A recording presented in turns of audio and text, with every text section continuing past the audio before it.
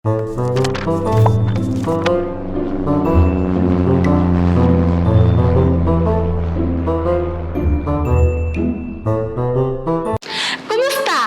Kumusta mong tanan? Labi na sa bida sa atong programa. Kinsa ang bida?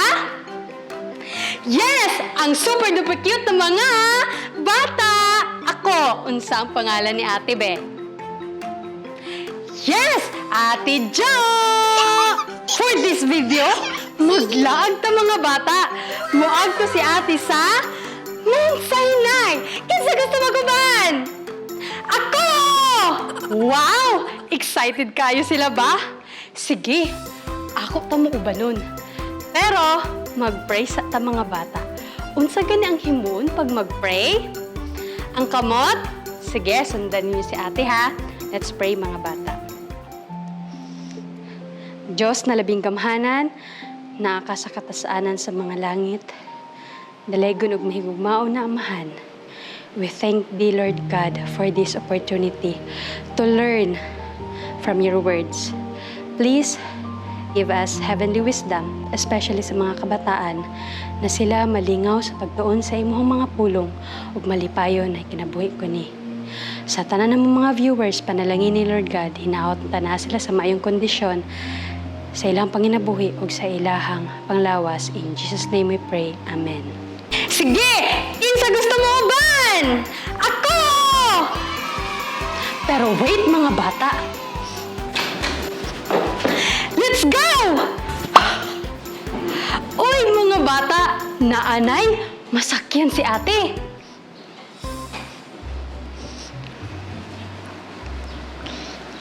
Okay, let's go! Ang katawhan sa Israel, mga bata, milakaw through Red Sea. Sa Red Sea, nga ugang nga yuta. Unya, gipatay sa Diyos ang kasundaluhan sa Ehipto sa dihang misulay sila sa paggukod. Gikan didto, gidala ni Moses ang katawhan ngadto sa kamingawan, paingon sa bukid sa Sinai. Naglakbay sila og 3 ka adlaw nga walay tubig. Sa katapusan, nakaabot sila sa usa ka pool. Apan, dili kini mainom. Tan-awa mga bata. Nagreklamo ang mga tawo ug miingon, unsa man ang atong inumon?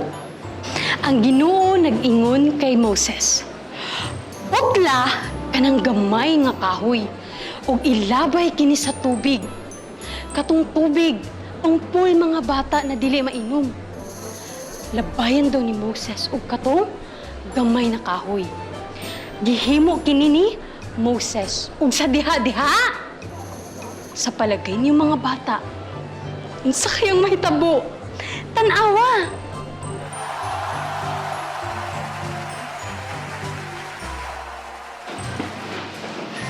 Ang Diyos mo ingon, kung tumano ninyo ako ug musunod sa akong mga sugo, dili kamo masakit sama sa mga Ehipto. Ako, mao ang Ginoo nga nag-ayo kaninyo. Halin didto, naglakat ang mga Israelita kag nagkampo sa lugar nga may 12 spring. Nagpabilin sila didto mga sobra isa ka bulan mga bata. Kag dayon, naglakat sila kag napadulong sa Mount Sinai. Namatay na unta mi sa Ehipto. Oo, kami nga mga ulipon. Pero at least, kami adunay daghang pagkaon nga makaon. Kada gabi, kami adunay usa ka kulon sa karne ug ang tanan nga pan nga among gusto. Dinhi, hahay, walay bisan unsa. Ang Ginoo miingon kang Moses, magpaulan ako og pan gikan sa langit alang sa katawhan. Apan, gamiton ko kini aron makita kung sundon ba nila ang akong mga panudlo. Nagsiling si Moses sa mga tao, wala ka mo nagreklamo sa akon o kay Aaron. Nagreklamo ka mo sa Ginoo. Bisan pa ni ana, siya nakadungog kaninyo. Karong gabi una, makakaon ka mo og karne. Ug sa buntag, makakaon ka mo og pan. Ni anang pagkagabi, miabot ang panon sa mga quail ug midunggo sa kampo. Mga bata, nakakita na mo og quail? Nakakita na mo og quail? Or nakakaon na mo og quail? Naghatag kini og karne aron kaunon sa mga tawo. Wow! Humuta, oy! Nagbarbecue sila mga bata og pugo. Tanawa! Nagbarbecue sila mga bata. Lami jud siguro kaayo na ba? Special delivery pa jud. Dili gikan sa LPC or GMT, kundi sa Ginoo jud. Ako mga bata, itlog lang jud sa pugo ang akong natilawan. Oh no! Pagkabuntag, ilang nakita nga ang yuta natabunan og heavy dew.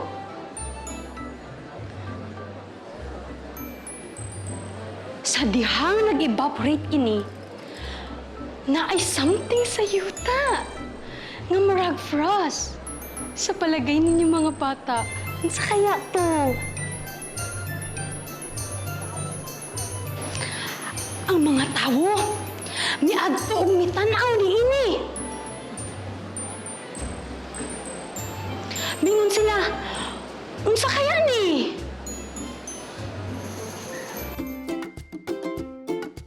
Mga bata, kabalo ba mo unsang nakita sa mga Israelita? Mao kini ang title sa tong story. Yes, kini mao ang manna. Manna is described as a small round thing, as small as a hoarfrost mga bata, like a coriander seed and of color of bdellium. And it tastes like wafer made with honey. It was capable of being baked and boiled, ground in meals, or beaten in a mortar.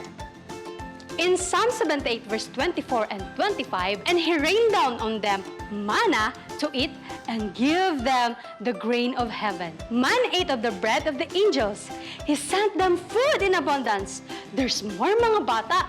Manna was the supernatural food God gave to the Israelites during their 40-year wandering in the desert. The word manna means, what is it? In Hebrew.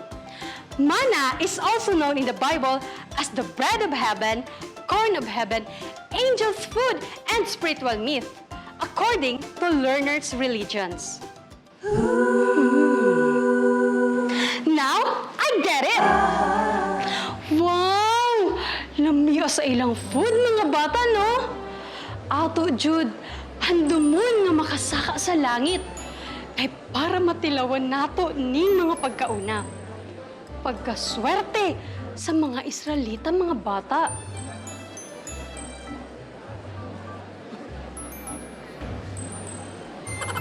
Sana all nakakaon og manna. Si Moses ningon, ang Diyos maghatag ni ining pan gikan sa langit unong kaadlaw sa matag si manna. Sa unang 5 kaadlaw, igo lang ka magtigom og usa ka adlaw. Sa ika-9 na adlaw, makatigom ka mo og igo lang sa 2 ka adlaw.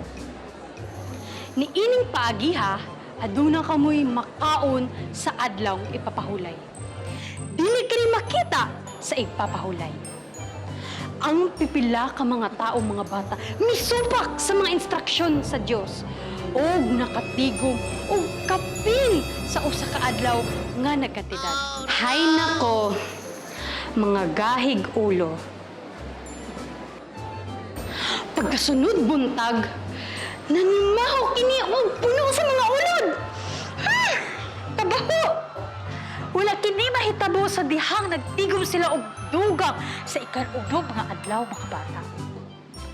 Ang gikip nga food for Saturday, wala naguba. Wala nagbaho. Unya, abi ninyo mga bata, ang ubang tawo ni gawas sa ilang mga tent sa adlaw nga igpapahulay. Para unsa? Para magkuha og mana. Pero wala sila'y nakuha.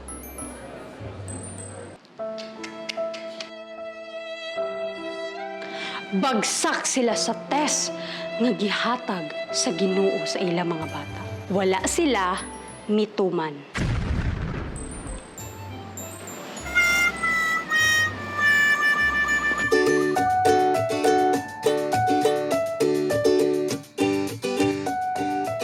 Nagakabalaka kita sa atong ugma. Kita nagapangutana. Maigo kaha ang akong kita para sa akong pamilya? Apan dili kita angayan mabalaka sa ugma. Pilipos Kapitulo 4, versikulo 19, nagaingon, ang akong Diyos magahatag sa tanan ninyong gikinahanglan.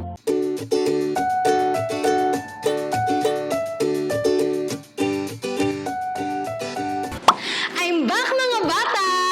Hinaot nakadiscover ka mo og moral lesson sa atong story karong adlaw. Mga parents, mama og papa, ate og kuya, hinaot, makahimo ka mo sa pagbasa og Bible story sa mga bata, labi na before sila matulog.